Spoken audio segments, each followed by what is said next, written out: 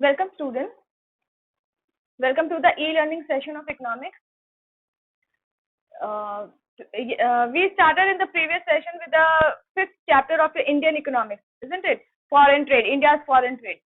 So what we learned in the previous session, we learned about what is the meaning of international trade, है ना? International trade का मतलब क्या होता है? We learned about what is import, what is export, है ना? Import export क्यों और कब किया जाता है, इसके बारे में briefly भी discussed. And then we discussed about what was the condition of India's international trade at the time of independence, pre-independence period में.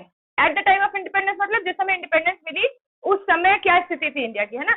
So we were basically talking about pre-independence period, है ना? Independence से just पहले क्या scenario था international trade का India में. We learned about few things. First thing we learned was the monopoly British rule in India, है ना? ब्रिटिश जो गवर्नमेंट थी वो इंडिया में मोनोपोली रूल कर रही थी. मोनोपोली मीन्स मैंने आपको बताया था एक छत्र राज था उसका, और उसने इंडिया की इकोनॉमी को बहुत नुकसान पहुंचाया. और उसके अलावा हम लोगों ने ये जाना कि उसने एक Suez canal route artificial water channel बनाया था, जिससे कि वो इंडिया का जो इंटरनेशनल ट्रेड था उसको पूरी तरह कंट्रोल कर थी. इंडिया के जो डोमेस्टिक मार्केट थी उसको कंट्रोल कर पा रही थी, और लो कॉस्ट ऑफ ट्रांसपोर्टेशन और लो ट्रांजैक्शन कॉस्ट में ब्रिटेन से इंडिया तक का एक चैनल, एक रास्ता उसने वाटर रूट बनाया था. ठीक है, बेसिकली इसका पर्पज यही था कि जो भी ब्रिटिश इंडस्ट्रीज हैं, ब्रिटेन की जो इंडस्ट्रीज है उसको बूस्ट करना और इंडिया की इंडस्ट्रीज को बिल्कुल खराब कर देना. तो इस प्रोसेस में उसने हैंडीक्राफ्ट इंडस्ट्री को बहुत नुकसान पहुंचाया, जो कि इंडिया में उस समय बहुत अच्छी थी, लेकिन ब्रिटिश रूल के बाद handicraft industry almost died out, है ना, पूरी तरह से खत्म होने लगी, और अनएम्प्लॉयमेंट बहुत बढ़ गया इसकी वजह से. जो लोग उस इंडस्ट्री में काम करते थे वो लोग बेरोजगार हो गए. उसके अलावा वी लर्नड अबाउट कि किस तरह से रेस्ट्रिक्टिव ट्रेड पॉलिसीज अपना के, रेस्ट्रिक्टिव मतलब पूरी तरह से बहुत ज्यादा रोक और ये सब लगा के उसने इंडिया की जो इंटरनेशनल ट्रेड की जो स्थिति थी ब्रिटिश के आने के पहले, जो कि बहुत अच्छी थी, उसको खराब किया. उसने कहा कि किस किस लोगों के साथ, किन कंट्रीज के साथ ही ट्रेड होगा, जैसे कि मैंने आपको बताया था Ceylon, Persia. Ceylon is now what we call Sri Lanka, और पर्शिया मीन्स ईरान, है ना, और चाइना. ये 2-3 कंट्रीज के साथ ही ट्रेड अलाउड था. उसके अलावा ब्रिटिश गवर्नमेंट ने पूरी तरह से इंडिया के ट्रेड को, इंटरनेशनल ट्रेड को पूरी तरह से खत्म कर दिया था, और India was totally you can say minimized, और you can say its condition was brought down to be an exporter of raw material and importer of capital goods, है ना. जो भी ब्रिटेन की इंडस्ट्रीज थी वहां पे सस्ते दाम में इंडिया से रॉ मटेरियल पहुंचाया जाता था, है ना. बहुत ही मिनिमम कॉस्ट पे इंडिया का जो रॉ मटेरियल था वो यहाँ से पहुंचाया. एग्रीकल्चरल गुड्स बेसिकली इंडिगो वगैरह, जूट, कॉटन, है ना, ये सब जो चीजें थी ये इंडिया की तो इंडस्ट्रीज को खत्म कर दिया गया था. तो इंडिया से बहुत ही कम कॉस्ट पे, कम दाम पे जो रॉ मटेरियल था वो ब्रिटेन पहुंचाया जाता था. और ब्रिटेन की जो कॉलोनीज थी और भी जगह में ब्रिटिश गवर्नमेंट रूल कर रही थी उस दौरान. जहां जहां भी उसने कॉलोनी बनाई थी उन जगहों में वहां जो इंडस्ट्री थी जो उनके अंडर में थी उनको बहुत यू कैन से डेवलप करने के लिए, प्रमोट करने के लिए ब्रिटेन की जो गवर्नमेंट थी वो लगी हुई थी. तो इंडिया से पूरी तरह से एग्रीकल्चरल प्रोडक्ट वहां पहुंचाया जाता था रॉ मटेरियल के तौर पे, है ना, जिससे कि उनकी इंडस्ट्री डेवलप करे. और वहां से जो कैपिटल गुड्स बनती थी जैसे कि मशीनरी वगैरह, वो इंडिया में हाई प्राइस में जबरदस्ती इंपोर्ट करवाया जाता था. तो इंडिया का दोनों तरफ से लॉस था. एक्सपोर्ट में उसको कोई प्रॉफिट नहीं होता था और इम्पोर्ट में हैवी लॉस हो रहा था. ठीक है, तो ये सब चीजें हम लोगों ने देखी. और एक चीज और हम लोगों ने पढ़ी थी कि ड्रेन ऑफ वेल्थ हो रहा था इंडिया से. ड्रेन ऑफ वेल्थ मतलब कि यहाँ से पूरी तरह से जो इंडिया की जो वेल्थ थी, यहाँ जो पैसा था वो पूरी तरह से ब्रिटेन जो था, ब्रिटिश गवर्नमेंट जो थी वो अपनी कंट्री में पहुंचा रही थी. किस तरीके से?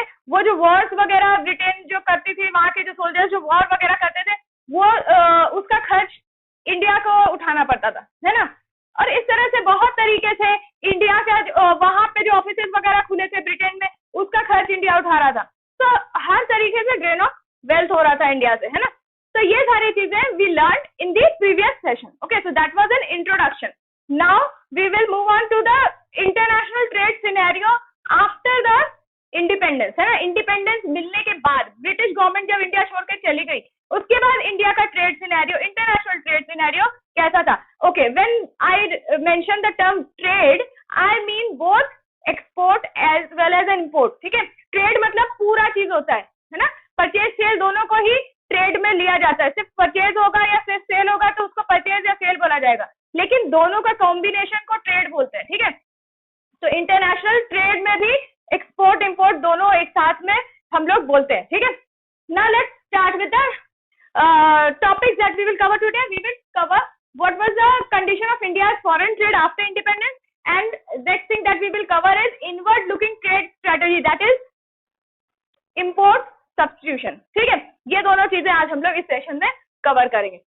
So without wasting any more time, let's begin with the first topic for today, that is India's foreign trade after independence. ठीक है, तो जब ब्रिटिश गवर्नमेंट चली गई तो इंडिया की जो गवर्नमेंट थी उस समय, जो इंडिया में रूल कर रही थी, जो इंडिया में इंडिपेंडेंट इंडिया में जब पहली गवर्नमेंट आई, तो उसके सबसे पहले क्या प्रायोरिटी थी कि जो डैमेज हुआ था, जो डैमेज ब्रिटिश गवर्नमेंट करके गई थी, उसको किस तरह से धीरे धीरे करके खत्म किया जाए और इंडिया को प्रोग्रेसिव नेशन में कन्वर्ट किया जाए. इंडिया वाज अंडर डेवलप्ड, है ना, पूरी तरह से पुअर कंट्री बन गया था इंडिया, तो उसको कैसे कैसे धीरे से कन्वर्ट करके डेवलपिंग कंट्रीज में लाया जाए. ठीक है, तो बहुत ज्यादा प्लानिंग वगैरह की जरूरत थी जो कि गवर्नमेंट कर रही थी. ओके, तो लेट्स सी क्या हो रहा था. India entered into a planned development era in the 1950s. आपको मालूम है कि इंडिपेंडेंस कब मिली, है ना, तो इंडिया जो था प्लानिंग के फेज में एंटर किया, है ना. इंडिया जो था after independence planned development era, planning and development को बहुत ज्यादा एम्फसाइज किया गया इस पीरियड में. किस पीरियड में? Just after independence, that is 1950s. ठीक है, सबसे ज्यादा क्या चीज हाईलाइट हुई थी उस समय? Import substitution. इंपोर्ट सब्स्टिट्यूशन का मतलब क्या होता है? You know what is substitute? Substitute मतलब किसी चीज की जगह दूसरी चीज यूज करना, है ना, दैट इज सब्स्टिट्यूट. तो इंपोर्ट का सब्स्टिट्यूशन निकाला गया. Import means buying from outside country, है ना, बाहर से खरीदना. तो गवर्नमेंट का सबसे पहला फोकस था कि बाहर से खरीदने को कम से कम किया जाए, है ना, इंपोर्ट का सब्स्टिट्यूशन ढूंढा जाए. इंपोर्ट का सब्स्टिट्यूशन मतलब बाहर से जो सामान खरीदने की मजबूरी थी इंडिया की, जो चीजें बाहर से आ रही थी इंडिया में, जिसके लिए इंडिया को बाहर कंट्रीज में पैसा देना पड़ रहा था, उसको किस तरह से मिनिमाइज किया जाए और उसका ऑल्टरनेटिव इंडिया में ढूंढा जाए. क्योंकि आपको मालूम है कि जो चीज की डिमांड है ना, जिस चीज की जरूरत है इंडिया में, जिस चीज की शॉर्टेज है, वही चीज बाहर से इंपोर्ट होती है. लेकिन उसकी डिमांड तो आप कुछ कर नहीं सकते. डिमांड तो रहेगी बिकॉज देयर इज पॉपुलेशन. आपको अपनी पॉपुलेशन को सारा सामान अवेलेबल कराना है, लेकिन उसको जरूरी नहीं है कि आप इंपोर्ट करके ही अवेल कराएं. आप अपने इंडिया में उसका ऑल्टरनेटिव प्रोडक्शन करें. That is what import substitution means. ठीक है, इंपोर्ट सब्स्टिट्यूशन मीन्स इंपोर्ट को सब्स्टिट्यूट करके उसकी जगह कोई दूसरा तरीका ढूंढा जाए जिससे कि इंडिया की पॉपुलेशन को भी दिक्कत ना हो, है ना, सामान उनको मिलता रहे, लेकिन इंडिया की गवर्नमेंट को जो पैसा बाहर कंट्रीज में देना पड़ता है, जिसके कारण इंडिया की वेल्थ कम पड़ रही है, वो चीज मिनिमाइज हो जाए. ठीक है, तो import substitution was a major element of India's trade and industrial policy. ठीक है, तो इंडिया की जो इंडस्ट्रियल पॉलिसी थी, जो मैंने कहा आपको कि बहुत ज्यादा प्लानिंग का एरा था ये 1950s. गवर्नमेंट पूरी तरह से लगी हुई थी कि कैसे इंडिया को फिर से अपने पैर पे खड़ा किया जाए, है ना. तो उसमें प्लानिंग के दौरान इंपोर्ट सब्स्टिट्यूशन बहुत इंपॉर्टेंट एक प्लान था इंडिया का, है ना. Major element of India trade and industrial policy. India की जो ट्रेड और इंडस्ट्रियल पॉलिसी थी, किस तरह से इंडस्ट्रीज को डेवलप किया जाए, जो कि प्रमोट किया जाए, जो कि ब्रिटिश गवर्नमेंट बिल्कुल नहीं करती. मैंने आपको बताया था कि कैपिटल गुड्स इंडस्ट्री को और हैंडीक्राफ्ट इंडस्ट्री को ब्रिटिश गवर्नमेंट ने पूरी तरह से खराब किया था इंडिया में, है ना. तो इन सबको वापस कैसे ठीक किया जाए, इस फेज में इंपोर्ट सब्स्टिट्यूशन बहुत इंपॉर्टेंट एक रोल प्ले कर रहा था. ठीक है, India share in the total world trade was around 1.78% during the 1950s. तो 1950 जो ईयर था उस दौरान, now one more thing I would like to mention, कि जैसे आपको कहीं ये परसेंटेज दिख रहा है ना, तो ये सब परसेंटेजेस में भी स्लाइटली डिफर करेंगे. Different writers take different, but it will be around this percentage only, है ना. कहीं आपको 2% दिख जाएगा, कहीं 1.5% भी दिख सकता है, but it will be somewhere around this. Okay, so do not panic कि मैम आपने तो 1.78% बोला था. See ma'am has not created this, है ना, just as you people have read, even I have read it because I was not present at that time कि वहां पे क्या हो रहा था, है ना. So we have all studied from different books. तो अगर किसी बुक में आपको इससे अलग कोई परसेंटेज नजर आती है तो उसके लिए कुछ बहुत ज्यादा टेंशन लेने की जरूरत नहीं है आपको, है ना. लेकिन हाँ, अगर ये परसेंटेज बहुत वेरी करती है, बहुत ज्यादा डिफरेंट, सपोज 5-6% लिखा कहीं, देन इट इज डाउटफुल, क्योंकि 1.78% जो है इसी के अराउंड आपको अलग अलग राइटर्स दिखेंगे, है ना. कोई 1.5 में भी मेंशन करेगा, कोई 2% मेंशन करेगा, लेकिन बहुत ज्यादा वेरी नहीं करना चाहिए, बहुत ज्यादा डिफरेंस नहीं होना चाहिए परसेंटेज में, ठीक है. Slight difference can be there.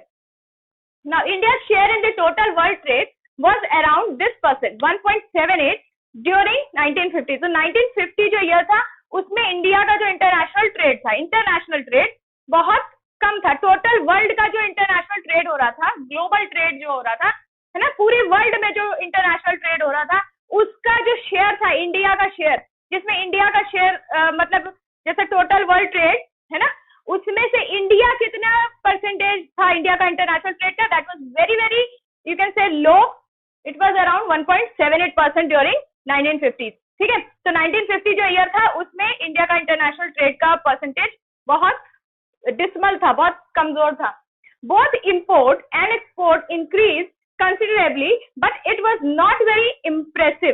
तो क्योंकि गवर्नमेंट चेंज हो गई थी, ब्रिटिश गवर्नमेंट का जो पर्पस था वो इंडिया को एक्सप्लॉइट करना, डिस्ट्रॉय करना था, है ना, पूरी तरह से डिपेंडेंट बनाना था, जो कि हमारी जो अपनी गवर्नमेंट जब आई आफ्टर इंडिपेंडेंस, उसका पर्पस तो इंडिया का वो खराब करना नहीं था, उसका पर्पस था इंडिया को वापस से, है ना, अच्छी पोजीशन में लाना फिर से. लेकिन उसमें टाइम लगना था क्योंकि बहुत ज्यादा डिस्ट्रक्शन हो चुका था, है ना. ब्रिटिश गवर्नमेंट ने हर तरह से नेगेटिव इम्पैक्ट हो रहा था इंडिया के ऊपर, तो उसको ठीक करने में भी समय लगेगा.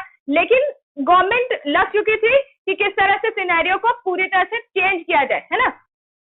तो इंपोर्ट एक्सपोर्ट दोनों इंप्रूव हो रहे थे, है ना. एक्सपोर्ट में भी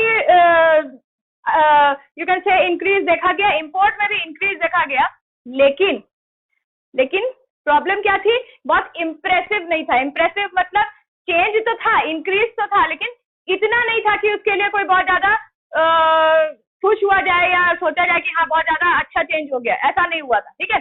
तो चेंज हो रहा था, पॉजिटिव चेंज हो रहा था, but it was very very small change, it was very slow change. ठीक है. It looked impressive because of the base effect. Now base effect, base मतलब किसी चीज को स्टैंडर्ड जब आप मानते हो, है ना, किसी चीज को बेस में लेते हो और उससे कंपैरिजन करते हो, तो बेस इफेक्ट के कारण ये इंप्रेसिव लगता था. आई हैव टोल्ड यू कि इंपोर्ट एक्सपोर्ट बढ़ रहा था, है ना, वो बढ़ रहा था ऐसा लगता था, लेकिन एक्चुअल में बहुत ज्यादा कुछ बढ़ नहीं रहा था, है ना. क्यों ऐसा लगता था कि बढ़ रहा है? Because of the base effect. Base effect क्या होता है? When you take the base, है ना, when you take the basis of comparison very low, it creates an illusion that there is a growth. Even if there is a small change, it will appear to be a big change, है ना. मतलब क्या है इसका कि अगर आप basis of comparison इतना छोटा लेके चलोगे, इतना खराब लेके चलोगे, तो अगर उससे थोड़ा सा भी इंप्रूवमेंट होगा ना, थोड़ा सा भी अच्छा होगा, तो वो बहुत ज्यादा परसेंटेज में देखोगे तो वो बहुत ज्यादा अच्छा दिखेगा, है ना. तो बेसिस ऑफ कंपैरिजन क्या था? प्री इंडिपेंडेंस पीरियड का जो ट्रेड था, प्री इंडिपेंडेंस पीरियड में इतनी खराब हालत थी इंडिया की, तो उससे जब कंपेयर कर रहे थे पोस्ट इंडिपेंडेंस पीरियड को, तो बहुत अच्छा लग रहा था बहुत अच्छा हो रहा है ना, क्योंकि बेस जो था कंपैरिजन का था वो प्री इंडिपेंडेंस पीरियड का, वो बहुत ही खराब था, है ना, बिल्कुल ही खराब था. उससे अगर आप पोस्ट इंडिपेंडेंस को कंपेयर करो, पोस्ट इंडिपेंडेंस पीरियड इंप्रूव हुआ था, है ना. तो आपको लगेगा कि हाँ very impressive, it is increasing, लेकिन वाकई में एक्चुअलिटी में आप अगर उसको चेक करो तो वो बहुत इंप्रेसिव नहीं था. वो जिस हिसाब से बढ़ना चाहिए था, जिस हिसाब से ग्रोथ होना चाहिए था, जितनी पॉलिसीज वगैरह बनाई जा रही थी, ट्रेड एंड इंडस्ट्रियल पॉलिसीज, उसके हिसाब से इम्पैक्ट हो नहीं रहा था, है ना.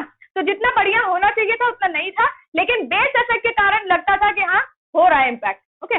There was a decline in the India's overall global share of the trade. ठीक है. तो डिक्लाइन हो रहा था, जिसको बोलते हैं इंटरनेशनल ट्रेड जो था बढ़ रहा था, लेकिन डिमिनिशिंग मतलब डिक्रीजिंग रेट में बढ़ रहा था. उसकी जो रेट ऑफ चेंज थी वो कम होती जा रही थी. ग्रोथ तो हो रहा था, लेकिन ग्रोथ का जो स्पीड था वो बहुत कम होता जा रहा था. ठीक है. Import substitution was an inward looking strategy. तो हमारे जो स्ट्रेटेजी क्या थी, आई हैव टोल्ड यू कि फोकस इम्पोर्ट सब्सटीट्यूशन पे था, फोकस इस चीज पे था कि बाहर से जो भी सामान लाया जाता है, इंडिया में खरीदा जाता है, उसको मिनिमाइज कर दिया जाए, है ना, और इंडिया की इंडस्ट्रीज को डेवलप किया जाए। हर चीज में इंडिया की इंडस्ट्रीज को इंडिजिनियस प्रोडक्ट, जो आप आजकल आप बीजेपी गवर्नमेंट से भी ये चीज आप बार बार सुनते होगे ना कि इंडिया में ही बनाओ, है ना, स्वदेशी।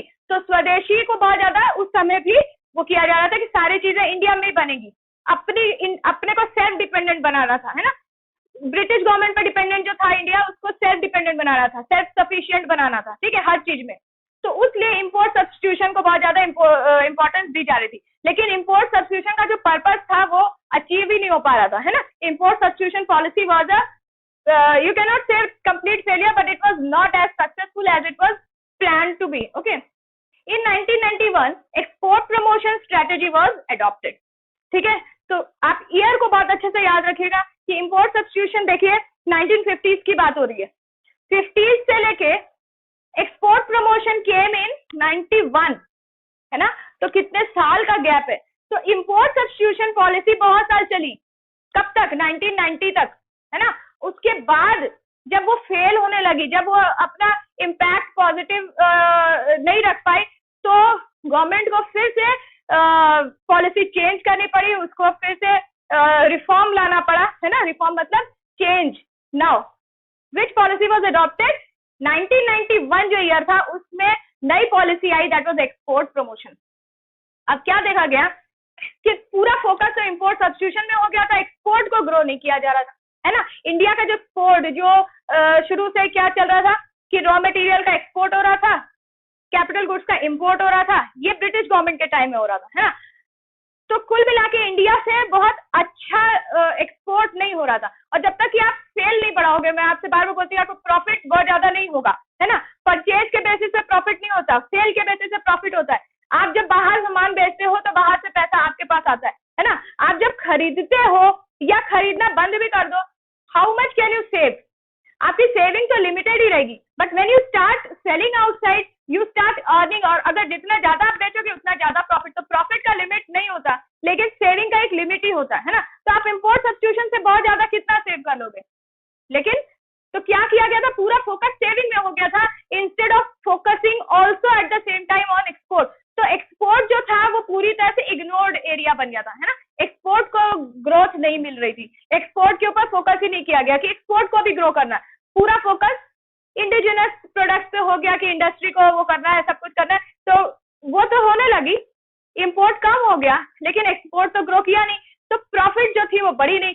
एक्सपोर्ट बढ़ाना बहुत जरूरी था, इसलिए गवर्नमेंट को समझ में आई अपनी गलती, तो गवर्नमेंट ने 1991 में एक्सपोर्ट प्रमोशन पॉलिसी ले आया, ठीक है ना। एक्सपोर्ट प्रमोशन पॉलिसी आने के जस्ट पहले तक, टिल 1990, इंडिया की स्थिति अच्छी नहीं थी इंटरनेशनल ट्रेड सिनेरियो में, ठीक है। ये बात आपको याद रखनी है, क्योंकि उस समय तक import substitution which was an inward looking policy. Why I से इनवर्ड, इनवर्ड मतलब वो सिर्फ अपने तक ही देख रही है, लिमिटेड है उसकी स्कोप, है ना। वो बाहर देख ही नहीं रही है कि और क्या हो सकता है ना। उसकी स्कोप ही इतनी लिमिटेड है, इतनी कमजोर है कि वो बाहर नहीं देख पा रही है कि और क्या स्कोप है और क्या कर सकते हैं। वो बहुत ही क्लोज्ड एक पॉलिसी थी, क्लोज मतलब स्मॉल स्कोप की पॉलिसी थी, ठीक है। इसीलिए वो बहुत ज्यादा सक्सेसफुल हुई नहीं, ठीक है। तो एक्सपोर्ट प्रमोशन पॉलिसी आने के बाद एक्सपोर्ट जो है उसमें चेंज आने लगा, एक्सपोर्ट ग्रो करने लगा, ठीक है। एक्सपोर्ट को प्रमोट करना है, प्रमोट मतलब बढ़ाना है ना। उसको बाहर देश में एक्सपोर्ट के बारे में, इंडिया के प्रोडक्ट के बारे में एक तरीका होता है ना, जैसे आप बोलते हैं एडवर्टाइजमेंट, इंडिया के प्रोडक्ट के बारे में जानकारी देनी है दूसरे देशों को, जिससे कि वहां के लोग यहाँ का सामान खरीदे। मैंने आपको पिछले सेशन में ये बताया था कि इंडिया की इंडस्ट्री इतनी खराब हो चुकी थी प्री इंडिपेंडेंस पीरियड में, क्योंकि यहाँ की इंडस्ट्री को पूरी तरह से खराब किया गया था। तो यहाँ के जो प्रोडक्ट था, क्वालिटी ऑफ प्रोडक्ट, वो बाहर की कंट्री के क्वालिटी ऑफ प्रोडक्ट से मैच ही नहीं कर पाता था, it was of no match, है ना। तो यहाँ के प्रोडक्ट का वैसे ही डिमांड जो था बाहर देश में कम हो गया, और वहां की क्योंकि ऑलरेडी इतनी अच्छी क्वालिटी थी तो लोग वहां की चीज खरीदते थे, फिर यहाँ का सामान कौन खरीदेगा, है ना। आप खुद भी जाते हो मार्केट, तो आप क्या करते हो, आप अच्छी चीज खरीदते हो क्वालिटी में कि खराब चीज खरीदते हो। तो जब इंडिया की क्वालिटी खराब थी तो इंडिया का सामान बाहर बिक नहीं रहा था, that was the impact eight that time, ठीक है, प्री इंडिपेंडेंस पीरियड में। तो उस चीज पे ध्यान दिया गया कि इंडिया की इंडस्ट्री में को ग्रो किया जाए, यहाँ की क्वालिटी को इम्प्रूव किया जाए, जैसे कि यहाँ के प्रोडक्ट्स की डिमांड जो है बाहर के देश में फिर से प्रमोट किया जाए, फिर से उसको बढ़ाया जाए, जिससे कि यहाँ का एक्सपोर्ट बढ़े। ठीक है, तो जब एक्सपोर्ट बढ़ेगा तो इंडिया में फॉरेन करेंसी आएगी, इंडिया में पैसा आएगा। ठीक है, तो ये तो था एक्सपोर्ट प्रमोशन का पर्पस। लेकिन हुआ क्या, हुआ ये कि इंडिया का जो ट्रेड का कॉम्पोजिशन था, trade I mean I am referring to export now. ठीक है, एक्सपोर्ट का जो कॉम्पोजिशन था, कॉम्पोजिशन मतलब किस चीज को इंपोर्ट या एक्सपोर्ट किया जा रहा था, उसमें चेंज आ गया, है ना। पहले क्या एक्सपोर्ट होता था, पहले एक्सपोर्ट ये होता था कि रॉ मटेरियल एक्सपोर्ट करते थे और वहां से बना बनाया यानी manufactured goods, capital goods import करते थे, है ना। वो तो मजबूरी थी इंडिया की। अब क्या हो रहा है, एक्सपोर्ट प्रमोशन पॉलिसी में पूरी तरह से इंडस्ट्रियलाइजेशन पे फोकस है। इंडस्ट्रियलाइजेशन मतलब सारी तरह की इंडस्ट्रीज इंडिया में बनेगी, है ना, खुलेगी। और तो जब इंडिया में इंडस्ट्रीज खुलने लगी तो जो रॉ मटेरियल बाहर जा रहा था उसकी डिमांड अब कहाँ हो रही है, डोमेस्टिकली डिमांड इंक्रीजिंग, है ना। रॉ मटेरियल जब इंडस्ट्री यहाँ खुल रही है तो यहाँ पे डिमांड हो रही है उन चीजों की जो कि बाहर जा रही थी। क्या चीजें बाहर जा रही थी, raw jute, raw cotton, Indigo, है ना, ये सब चीजें बाहर जा रही थी। ये सब चीजों की डिमांड अब इंडिया में डोमेस्टिकली डिमांड बढ़ने लगी। तो जब इंडिया में इतनी डिमांड है तो आप बाहर भेजने के लिए सरप्लस नहीं है आपके पास, तो आप कहाँ से भेजोगे, है ना। तो एक्सपोर्ट का कॉम्पोजिशन पूरी तरह बदल गया। एक्सपोर्ट किन चीजों पे हो रहा था, एक्सपोर्ट की यू कैन से क्वांटिटी, जो वॉल्यूम था वो तो बढ़ा, है ना। जिस हिसाब से एक्सपोर्ट पहले हो रहा था उसकी तुलना में एक्सपोर्ट बढ़ गया, लेकिन एक्सपोर्ट किन चीजों का हो रहा था उसमें बदलाव आ गया। क्या हुआ, जो रॉ मटेरियल का एक्सपोर्ट हो रहा था अब वो रॉ मटेरियल इंडिया में ही डिमांड होने लगी, तो इंडिया में यूज होने लगा। अब क्या हो रहा है, जब इंडिया में प्रोडक्ट बन रहे हैं, completed finish product, manufactured goods का डिमांड बाहर होने लगा, तो यहाँ से मैन्युफैक्चर्ड गुड्स बाहर जाने लगे। ठीक है, तो कंपोजिशन आपसे पूछा जा सकता है एग्जाम में कि प्री इंडिपेंडेंस पीरियड में ट्रेड का कंपोजिशन क्या था, एक्सपोर्ट का कंपोजिशन क्या था। तो आपको बताना होगा प्री इंडिपेंडेंट पीरियड में India was an exporter of raw material, primary products का एक्सपोर्टर था, और इंपोर्टर ऑफ फिनिश गुड्स था। फिनिश गुड्स में कैपिटल गुड्स सबसे ज्यादा यानी मशीनरी वगैरह, है ना, फ्रॉम ब्रिटेन। लेकिन जब पोस्ट इंडिपेंडेंस पीरियड आया तो इंडिया में एक्सपोर्ट का कॉम्पोजिशन जो है पूरी तरह बदल गया, है ना। एक्सपोर्ट रॉ मटेरियल का नहीं होता था, अब मैन्युफैक्चर्ड गुड्स का एक्सपोर्ट होने लगा। ठीक है, so these are the major changes that we noticed during the post independence period of India. ठीक है, after British government was forced to leave India. Okay, so let's begin with inward looking trade strategy. अब इसके ऊपर थोड़ा हम लोग focus करेंगे। जैसा कि मैंने आपको बताया था स्वेज कैनाल रूट के बारे में, है ना, जब हम लोग फर्स्ट पॉइंट डिस्कस कर रहे थे that was meaning of international trade, और उसके बाद सेकंड पॉइंट हम लोग ने डिस्कस किया था कि प्री इंडिपेंडेंस पीरियड में इंटरनेशनल ट्रेड का क्या सिनेरियो था। तो I just mentioned Suez canal route and then I had a proper discussion on Suez canal, है ना। क्यों, क्योंकि स्वेज कैनाल पे अलग से क्वेश्चन आएगा आपके लिए, है ना। उसी तरह से I had mentioned import substitution in this discussion. Now we will have a proper separate discussion on import substitution after discussing in this inward looking strategy means import substitution. Okay, so we will have a proper discussion on this point round. Okay, so students, now we will move on to our second topic of discussion, that is inward looking trade strategy. ठीक है, inward looking trade strategy मैंने already आपको अभी बताया कि inward looking का मतलब क्या होता है ना, जो सिर्फ अपने तक देख रहा है, वो बाहर नहीं देख रहा है कि और क्या स्कोप है, उसका स्कोप बहुत लिमिटेड होता है ना। जब आप अपने बारे में ही खाली सोचोगे कि अपने अंदर क्या चेंजेस, तो वो लिमिटेड ही होगा। जब आप ओवरऑल चेंज देखोगे, बाहर के साथ अपने आप को कंपेयर करके चीजें करोगे, तो उसमें स्कोप बढ़ जाता है ना। तो इनवर्ड लुकिंग ट्रेड स्ट्रेटेजी जो थी वो बहुत लिमिटेड स्कोप के साथ ही स्टार्ट ही हुई थी। ठीक है, तो इसीलिए इसका नाम इनवर्ड लुकिंग था। ठीक है, क्लोज स्ट्रेटेजी थी। तो किस स्ट्रेटेजी को हम लोग इनवर्ड लुकिंग बोल रहे हैं, हम लोग इंपोर्ट सब्स्टिट्यूशन स्ट्रेटेजी की बात कर रहे हैं यहाँ पे। ठीक है, क्योंकि 1950 से आफ्टर इंडिपेंडेंस जो पीरियड था उस समय इंटरनेशनल ट्रेड में इंडिया का जो रोल था वो मोस्टली एक्सपोर्ट जो था। मैंने आपको बताया कि रॉ मटेरियल का एक्सपोर्ट नहीं रह गया था, मैन्युफैक्चर्ड गुड्स का एक्सपोर्ट होने लग गया था बिकॉज ऑफ हेवी इंडस्ट्रियलाइजेशन, है ना। इंडिया में इंडस्ट्रियलाइजेशन पे पूरा फोकस हो गया था उस समय। और इंपोर्ट को सब्स्टिट्यूट किया जा रहा था, ठीक है। इंपोर्ट जितने भी होते थे इंडिया में उसको पूरी तरह से सेल्फ प्रोडक्शन से सब्स्टिट्यूट किया जा रहा था, ठीक है। तो इसीलिए हम लोग इसको इनवर्ड लुकिंग ट्रेड स्ट्रेटेजी बोलते हैं कि स्ट्रेटेजी क्या थी कि अपने अंदर क्या चेंजेस लाया जा सकते हैं, इंडिया के अंदर क्या मेजर डेवलपमेंट और चेंजेस किए जा सकते हैं, ठीक है, उस पर फोकस था। So let's begin with the discussion. In the first 7 plans, trade was characterized by inward-looking strategy, that is policy of replacing imports with domestic production. Now, what is 7 plans? I think you already know about the 5-year plans that each government has to make, है ना। जैसे कोई government आती है, जैसे election होता है, आप किसी गवर्नमेंट को इलेक्ट करके लेकर आते हो, तो उस गवर्नमेंट का सबसे पहला 5-year प्लान बनता है ना। ये तो आपने शुरू से ही पढ़ लिया है। तो 5 साल का उनका पीरियड होता है। उस 5 साल में उनको बहुत कुछ करके दिखाना होता है कि वो देश के लिए क्या कर रहे हैं। तो वो 5 ईयर का उनको पीरियड दिया जाता है टू मेक अ चेंज, है ना। तो वो 5 ईयर का पीरियड क्या होता है, 5-year प्लान होता है, ठीक है। उनको 5 साल की पूरी प्लानिंग करनी पड़ती है, डिटेल्ड प्लान, कैसे उन लोग क्या क्या करेंगे देश के लिए, और फिर उसमें लग जाते हैं और 5 साल के बाद उनका रिजल्ट देखा जाता है कि उन्होंने क्या अचीव किया, ठीक है। तो first 7 plan, we are talking about first 7 5-year plan, ठीक है। पहले 7 जो 5 साल के जो प्लान बनते थे, है ना, 5-year प्लान, वो 5-year प्लान जो पहले 7 माने गिनती में नंबर ऑफ प्लान कितने थे, 7। कौन से प्लान, 5-year प्लान, ठीक है। तो इसमें कंफ्यूज नहीं होना कि पहले 7 ईयर्स के प्लान बनते थे, प्लान 5 ईयर्स के थे, लेकिन नंबर ऑफ प्लान जिसकी हम लोग यहाँ पे बात कर रहे हैं वो है 7, ठीक है। तो पहले 7 जो प्लान बने 5-year प्लान, ठीक है, इंडिया में कब, आफ्टर इंडिपेंडेंस, यानी पोस्ट इंडिपेंडेंस पीरियड में जो पहले 7 5-year प्लान बने, trade was characterised by inward looking strategy. उन 7 5-year प्लान में इनवर्ड लुकिंग ट्रेड स्ट्रेटेजी अपनाई गई, यानी कि इंपोर्ट सब्स्टिट्यूशन को बहुत ज्यादा फोकस मिला।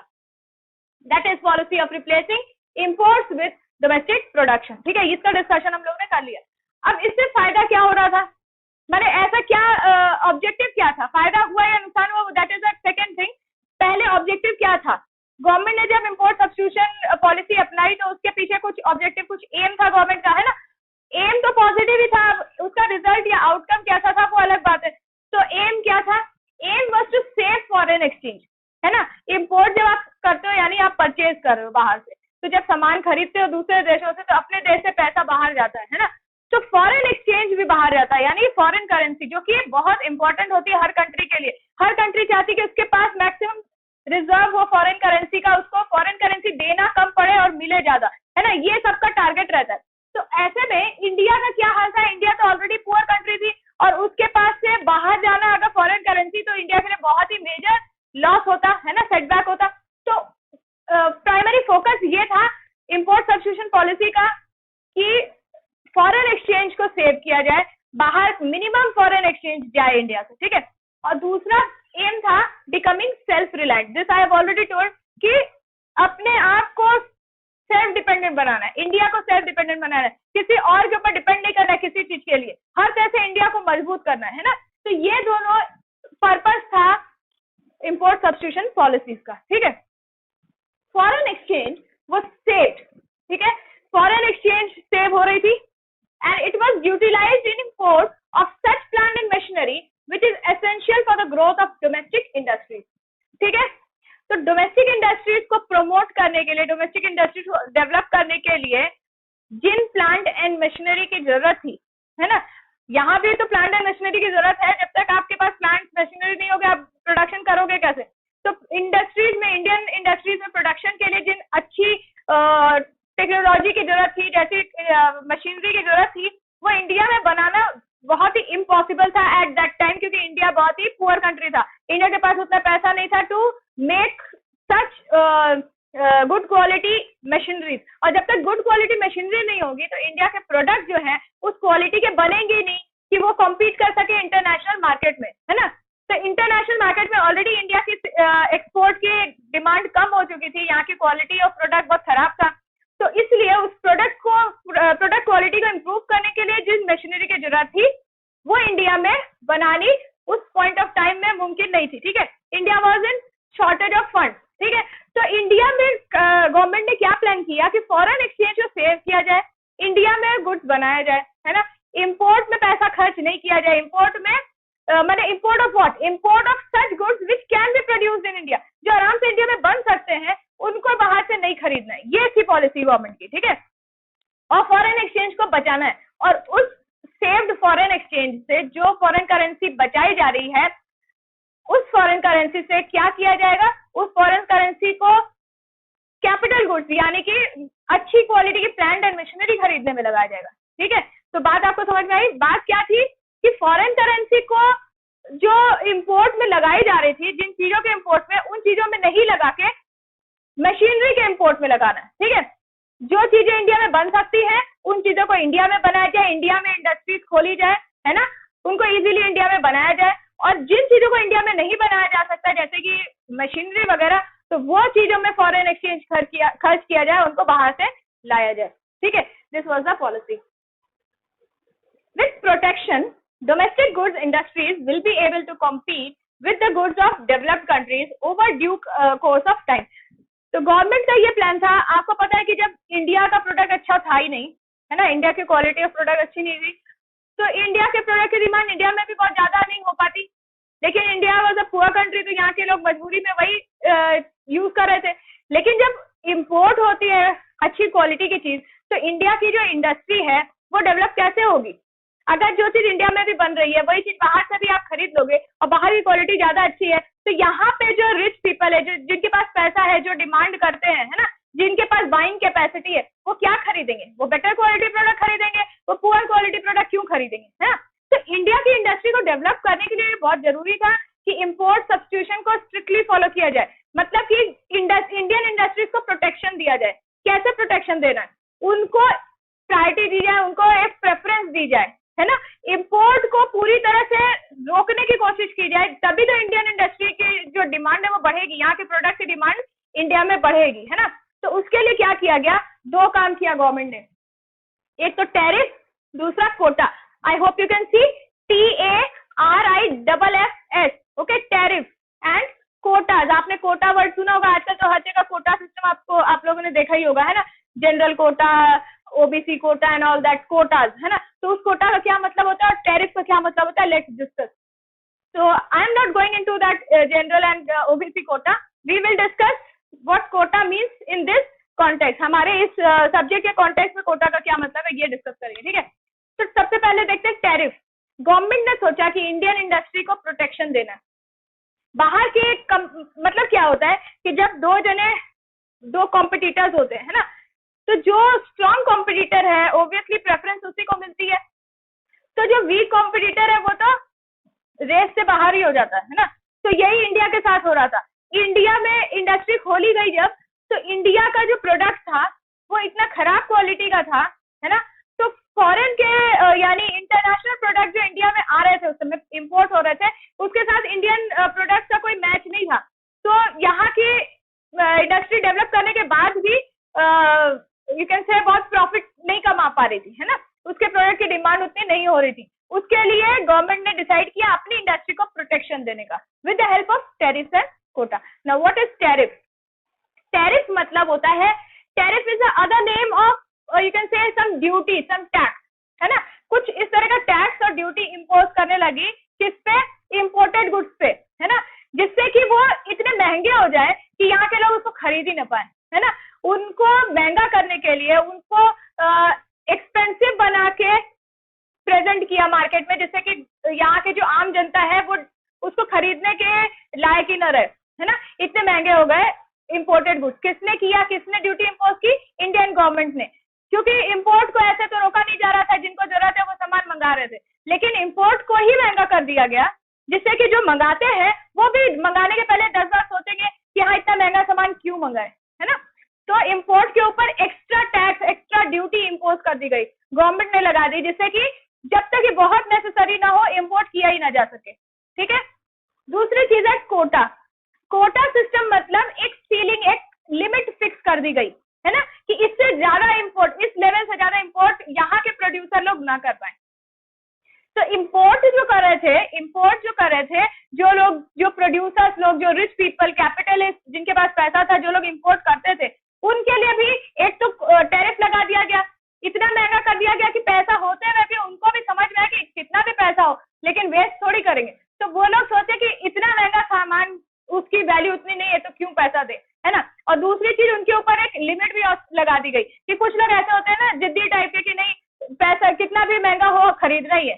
तो ऐसे लोगों को रोकने के लिए कोटा लगा दिया गया। कोटा मतलब एक लिमिट लगा दी गई कि इस एक लिमिट के बियॉन्ड, एक लिमिट से ज्यादा वो लोग इंपोर्ट नहीं कर सकते, अलाउड ही नहीं है।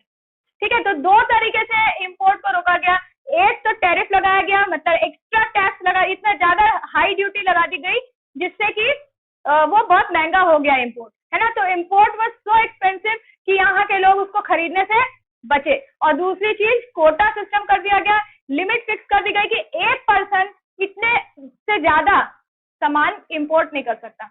Am I clear? So these are the two policies that was adopted by the Indian government post independence at the time of import substitution. तो import substitution के दौरान की बात मैं बता रही हूँ सारी, कि import substitution करने के दौरान इंडिया में क्या क्या हो रहा था, है ना।